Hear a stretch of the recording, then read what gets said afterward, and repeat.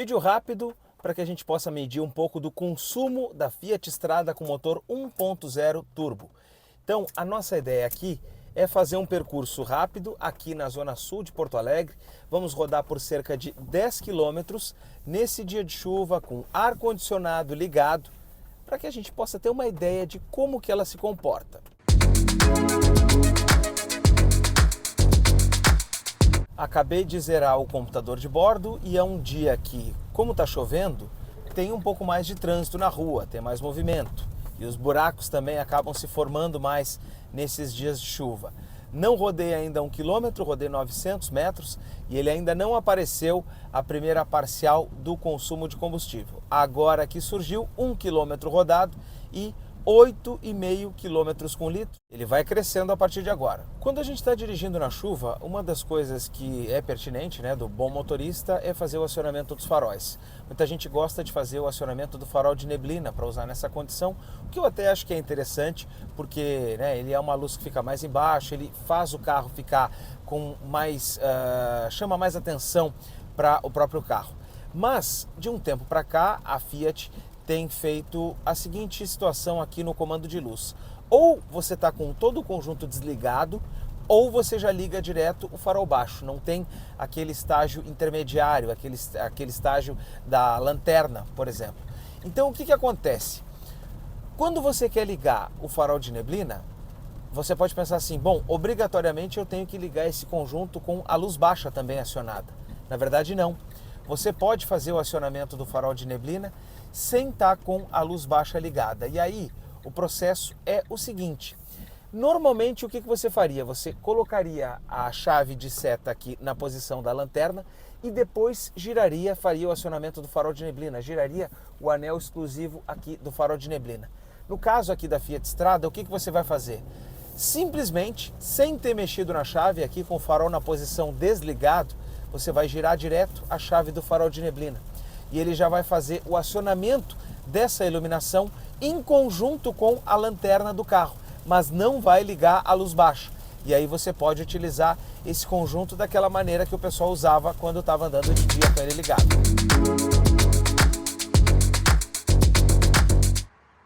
Outra coisa que é interessante para um dia de chuva é o fato de que você pode utilizar aqui o limpador de para-brisa. Você quer dar uma passada só, basta levantar, mas para manter o limpador ligado você vai girar esse comando. Há muito tempo os carros da Fiat já utilizam esse comando nessa forma, nesse botão giratório. Como ela não tem limpador traseiro, então só tem apenas um anel, o anel mais externo. Tempos atrás você tinha que baixar a alavanca e dar o comando da passagem única para cima nos carros da Fiat. Pois desde a época do Palio novo, do segundo Palio, do Fiat Punto, depois esse sistema foi para o próprio Uno, esse conjunto de alavancas ele mudou então e ficou com esse sistema giratório, esse botão giratório em que você vai alternar aqui entre o temporizador, velocidade 1 ou 2 e a passada rápida que é aqui, quando você apenas levanta a alavanca.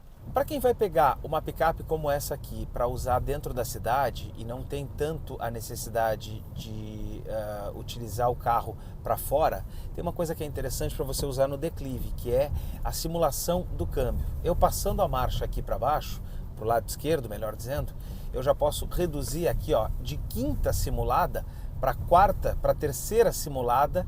E aí o que ele vai fazer aqui? Quando a gente estiver descendo, ou segunda, olha só, ele vai fazendo a função de freio motor. Por quê? Porque eu posso ir reduzindo ou agora então aumentando as marchas.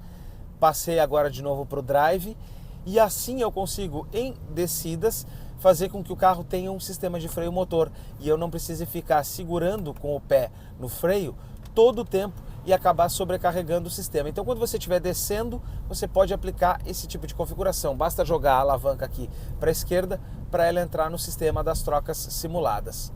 E também tem um outro fator que é o próprio botão Sport, e aí se você vai subir um aclive, você pode dar um toquezinho aqui e as acelerações, a pressão que você vai fazer no pé do acelerador vai ser menor, exatamente porque ele já vai estar com o carro bem mais predisposto para poder arrancar, subir e fazer retomadas.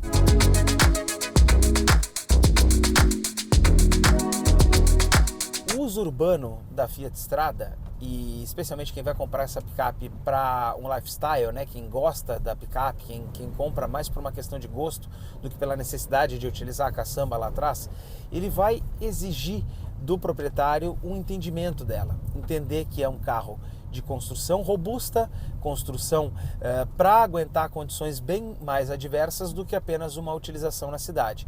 Então, aqui dentro ela é mais dura, ela é um carro que vai nos deixar sentindo muito mais as imperfeições. Mas o que eu quero dizer aqui com isso é que você abre mão, por exemplo, de um conforto maior que outras picapes, como a própria Chevrolet Montana tem.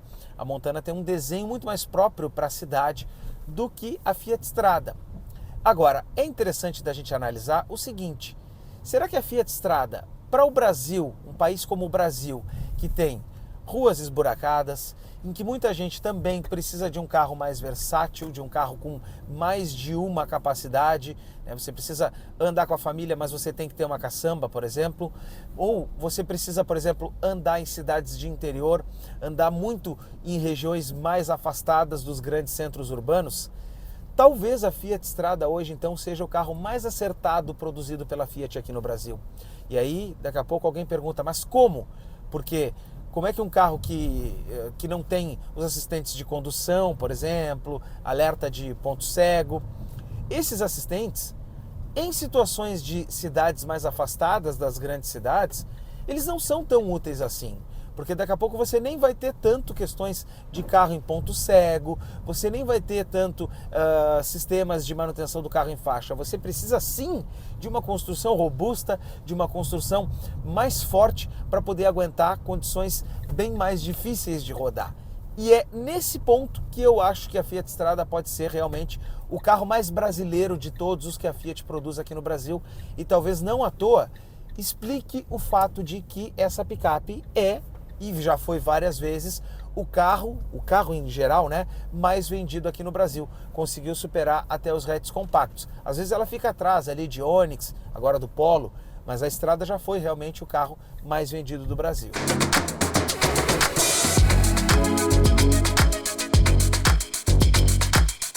Quase 10 quilômetros rodados agora no nosso percurso urbano aqui com a Fiat Strada, exatamente 9,8 quilômetros rodados com ela, e a gente chegou então em 13 quilômetros com litro.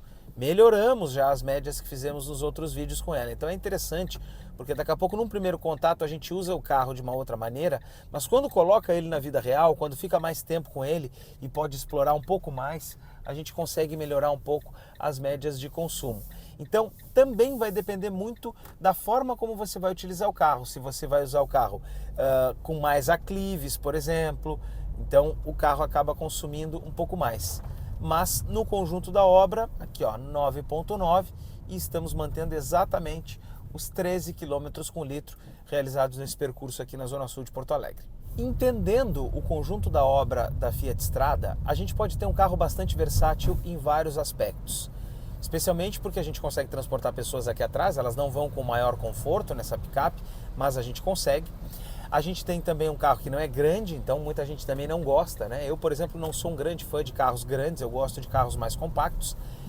E um outro aspecto é a versatilidade de você ter uma caçamba. Então, um dia precisa levar uma mesa, você precisa transportar uma geladeira para sua casa da praia, você precisa levar alguma coisa no sítio, você tem essa versatilidade.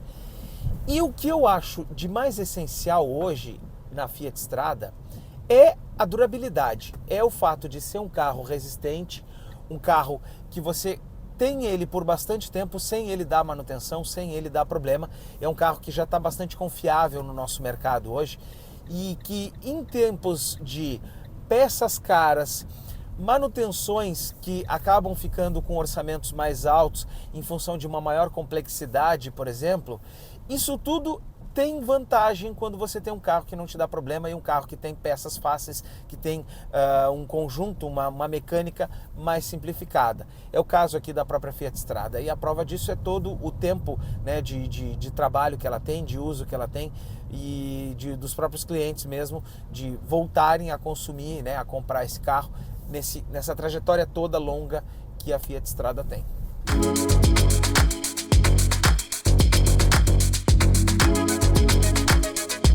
para fechar esse vídeo, o consumo total aqui, mas antes de fazer a última parcial, eu quero dizer para vocês que esse foi apenas um vídeo de volta rápida, apenas para a gente conversar um pouco do consumo e falar alguns detalhes da Fiat Strada.